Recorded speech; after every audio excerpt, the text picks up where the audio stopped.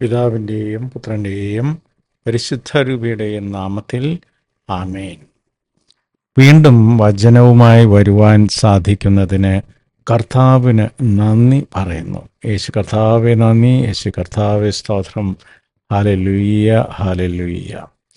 ഇന്ന് നമ്മൾ വിചിന്തനം ചെയ്യുന്ന വചനഭാഗം വിശുദ്ധ ലൂക്ക എഴുതിയ സുവിശേഷം 18-ാം അധ്യായം 9 മുതലുള്ള വാക്യങ്ങൾ. തങ്ങൾ നീതിമാന്മാരാണ് എന്ന ധാരണയിൽ തങ്ങളിൽ തന്നെ ആശ്രയിക്കുകയും മറ്റുള്ളവരെ പുച്ഛിക്കുകയും ചെയ്യുന്നവരോട് അവൻ ഈ ഉപമ പറഞ്ഞു. 2 പേർ പ്രാർത്ഥിക്കാൻ ദേവാലയത്തിലേക്ക് പോയി. ഒരാൾ ഫരിസേയനും മറ്റേയാൾ ചുങ്കക്കാരനും. ഫരിസേയൻ നിന്നുകൊണ്ട് ഇങ്ങനെ പ്രാർത്ഥിച്ചു: ദൈവമേ, ഞാൻ നിനക്ക് നന്ദി പറയുന്നു. എന്തെന്നാൽ ഞാൻ അക്രമികളും നീതിരഹിതരും വ്യഭിചാരികളുമായ മറ്റു മനുഷ്യരെ പോലെയോ ഈ ചുങ്കക്കാരനെ പോലെയോ അല്ല. ഞാൻ ആഴ്ചയിൽ 2 പ്രാവശ്യം ഉപവസിക്കുന്നു. ഞാൻ സമ്പാദിക്കുന്ന സകലത്തിൻ്റെയും ദശാംശം കൊടുക്കുന്നു. ആ ചുങ്കക്കാരനാകട്ടെ ദൂരെ നിന്ന് സ്വർഗത്തിലേക്ക് കണ്ണുകൾ ഉയർത്താൻ പോലും ധൈര്യപ്പെടാതെ മാറത്തടിച്ചുകൊണ്ട്, ദൈവമേ, പാപിയായ എന്നിൽ കനിയണമേ എന്ന് പ്രാർത്ഥിച്ചു. ഞാൻ നിങ്ങളോട് പറയുന്നു, ഇവൻ ആ ഫരിസേയനേക്കാൾ നീതീകരിക്കപ്പെട്ടവനായി വീട്ടിലേക്ക് മടങ്ങി.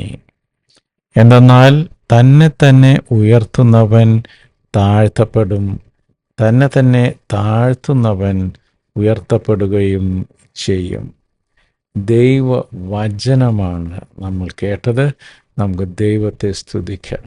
യേശു കർത്താവേ നന്ദി, യേശു കർത്താവേ സ്തോത്രം.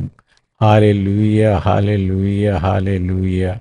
അങ്ങയുടെ വചനങ്ങളാൽ ഞങ്ങളെ പഠിപ്പിക്കുന്നതിന്, ഞങ്ങളെ ക്രമീകരിക്കുന്നതിന്, ഞങ്ങളെ അഭിവൃദ്ധിപ്പെടുത്തുന്നതിന്, വിശ്വാസത്തിൽ സ്ഥിരതപ്പെടുത്തുന്നതിന്, വിശ്വാസത്തിൽ അഭിവൃദ്ധിപ്പെടുത്തുന്നതിന് കർത്താവെ അങ്ങേക്ക് നന്ദി പറയുന്നു.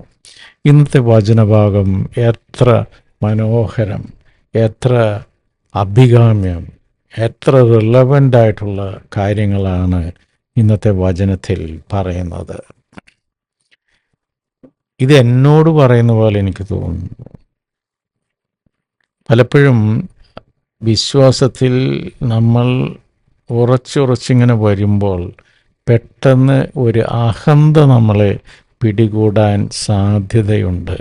നമ്മളെന്തോ വലിയ ഒരു സംഭവം, നമ്മളെല്ലാം പെർഫെക്റ്റായിട്ടുള്ള ആൾക്കാർ, നമ്മൾ മറ്റുള്ള പാപികളുടെ പോലെ അല്ല, നമ്മളിത്തിരി സ്പെഷ്യലായിട്ടുള്ള ആൾക്കാരെന്നൊക്കെയുള്ള ഒരു ചിന്ത, വിശ്വാസത്തിലുള്ള ഒരു അഹന്ത നമ്മളെ പിടികൂടാൻ സാധ്യതയുണ്ട്. അപ്പോൾ അതോടൊപ്പം നമ്മൾ മറ്റുള്ളവരെ പുച്ഛിക്കുകയും ചെറുതായി കാണുകയും ഒക്കെ ചെയ്യാൻ ഇടയുണ്ട്. ഇവിടെ ഫരിസേയൻ പറയുന്നു, ഞാൻ മിടുക്കനാണ്, ഞാൻ അങ്ങയുടെ മുമ്പിൽ നീതിമാനാണ്, ഞാൻ മ്ലേച്ഛമായിട്ടുള്ളതൊന്നും പ്രവർത്തിക്കുന്നില്ല എന്നൊക്കെ ഒരു ദൈവത്തിൻ്റെ മുമ്പിൽ സ്വയം നീതീകരിക്കൽ. അതേസമയം ചുങ്കക്കാരനാകട്ടെ, എനിക്ക് തെറ്റുപറ്റിപ്പോയി, എനിക്ക് അങ്ങയിലേക്ക് കണ്ണുകൾ ഉയർത്താൻ പോലും എനിക്ക് യോഗ്യതയില്ല എന്ന ഒരു എളിമപ്പെടൽ. എന്നിട്ട് കർത്താവ് നമ്മളോട് പറയുന്നു, തന്നെത്താൻ ഉയർത്തുന്നവൻ താഴ്ത്തപ്പെടും, തന്നെത്താൻ താഴ്ത്തുന്നവൻ ഉയർത്തപ്പെടുകയും ചെയ്യും. ഇന്നത്തെ ലോകത്തിൽ നമ്മൾ സോഷ്യൽ മീഡിയയൊക്കെ എടുത്ത് നോക്കുകയാണെങ്കിൽ ഈ തന്നെത്താൻ ഉയർത്തുന്നവരെയാണ് കൂടുതൽ നമ്മൾ കാണുന്നത്. ആൾക്കാർ പറയുന്നത് കേട്ട് കഴിഞ്ഞാൽ തോന്നും ദേ ആർ പെർഫെക്റ്റ്, ബാക്കിയുള്ളവരൊക്കെ ഇംപെർഫെക്റ്റും ഈ പറയണവർ പെർഫെക്റ്റുമാണെന്നുള്ള ഒരു ചിന്ത. അല്ലെങ്കിൽ പറയും ഞാൻ തെറ്റാണ് ചെയ്തത്, നിങ്ങളും അത് തന്നെയല്ലേ ചെയ്തത്. അപ്പോൾ അത് സ്വയം ന്യായീകരിക്കൽ വീണ്ടും അവിടെ വരുന്നു. പക്ഷെ കർത്താവ് പറയുന്നു, തന്നെത്താൻ കർത്താവിൻ്റെ മുമ്പിൽ സ്വയം ചെറുതാകുന്നവനെ കർത്താവ് കൈപിടിച്ച് ഉയർത്തും. അപ്പോൾ നമ്മുടെ അവസ്ഥ എത്ര പരിതാപകരമാണെങ്കിലും എളിമപ്പെട്ട് ഭൂമിയോളം താഴ്ന്ന് കർത്താവിനെ വിളിച്ചാൽ കർത്താവ് വിളി കേൾക്കും. അതുപോലെ തന്നെ മറ്റേ സൈഡിൽ ഡേഞ്ചറാണ്. അതായത് നമ്മൾ വിശ്വാസത്തിൽ ഇത്തിരി അഭിവൃദ്ധി പ്രാപിക്കുമ്പോഴേക്കും സാത്താൻ നമ്മളെ അഹംഭാവികളാക്കാൻ സാധ്യതയുണ്ട്. അപ്പോൾ പലരുടെയും പറച്ചിലുകളുമൊക്കെ കണ്ടു കഴിയുമ്പോൾ ഇവരെന്തോ വലിയ സംഭവമാണെന്ന് എനിക്ക് തോന്നാറുണ്ട്. അവർ ബൈബിളാണ് പ്രസംഗിക്കുന്നത്, ക്രിസ്തുവിൻ്റെ വചനങ്ങളാണ് ഷെയർ ചെയ്യുന്നതെങ്കിലും ഐ നോ എവറിഥിങ് എന്നുള്ള, ഞാനെന്തോ വലിയ ഒരു സംഭവം എന്ന രീതിയിലൊക്കെ ബൈബിൾ വിശകലനം ചെയ്യുന്നവരെയും അവരുടെ ബോഡി ലാംഗ്വേജ് തന്നെ ഭയങ്കര അഹന്തയുള്ള, എനിക്കെല്ലാം അറിയാമെന്ന ചിന്ത. ദൈവത്തിൻ്റെ മുമ്പിൽ മനുഷ്യൻ ആരാണ്? മനുഷ്യൻ വെറുതെ പൊടിയല്ലേ? അതായത് 100 വയസ്സ് വരെ ജീവിച്ചാൽ 30,000 ദിവസം മാത്രം ഈ ഭൂമിയിൽ ആയുസ്സുള്ള മനുഷ്യന് എന്തുണ്ട് അഹങ്കരിക്കാൻ? പക്ഷെ സാത്താൻ നമ്മുടെ കണ്ണ് കെട്ടുന്നു. നമ്മൾ ഒരിക്കലും മരണത്തെക്കുറിച്ചൊന്നും ആലോചിക്കാറില്ല. നമ്മുടെ വിചാരം നമ്മളൊക്കെ അനശ്വരരാണ്, നമ്മളൊക്കെ പെർഫെക്റ്റാണ്. ദൈവത്തിൻ്റെ മുമ്പിൽ നമ്മൾ ഇനി ഇമ്പ്രൂവ് ചെയ്യാനായിട്ടൊന്നുമില്ല. ദൈവത്തിന് നമ്മളെ കിട്ടിയത് ദൈവത്തിൻ്റെ ഭാഗ്യം എന്ന രീതിയിലൊക്കെ നമ്മൾ ചിന്തിക്കും പലപ്പോഴും.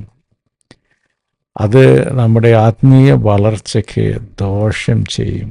കർത്താവ് അസന്നിഗ്ധമായി ഈ ഉപമയിലൂടെ പറയുന്നു, തന്നെത്താൻ താഴ്ത്തുന്നവൻ ഉയർത്തപ്പെടും. പിതാവേ, ഞങ്ങളുടെ അഹന്തകളെ, ഞങ്ങളുടെ അഹംഭാവങ്ങളെ മാറ്റിത്തരണമേ. അങ്ങയുടെ മുമ്പിൽ എളിമയോടെ നിൽക്കുവാനും പാപങ്ങൾ ഏറ്റുപറയുവാനും അങ്ങയുടെ കൃപയിൽ ആശ്രയിക്കുവാനും, സ്വന്തം മേന്മയിൽ ആശ്രയിക്കാതെ അങ്ങയുടെ കൃപയിൽ ആശ്രയിക്കുവാനും വേണ്ട എളിമ, വിവേകം ഞങ്ങൾക്ക് നൽകി അനുഗ്രഹിക്കണമേ. ആമേൻ. യേശു കർത്താവേ നന്ദി, യേശു കർത്താവേ സ്തോത്രം. Hallelujah, hallelujah, hallelujah. ദൈവം നമ്മെ എല്ലാവരെയും സമൃദ്ധമായി അനുഗ്രഹിക്കട്ടെ. നിങ്ങളും എനിക്ക് വേണ്ടി പ്രത്യേകം പ്രാർത്ഥിക്കുമല്ലോ. God bless.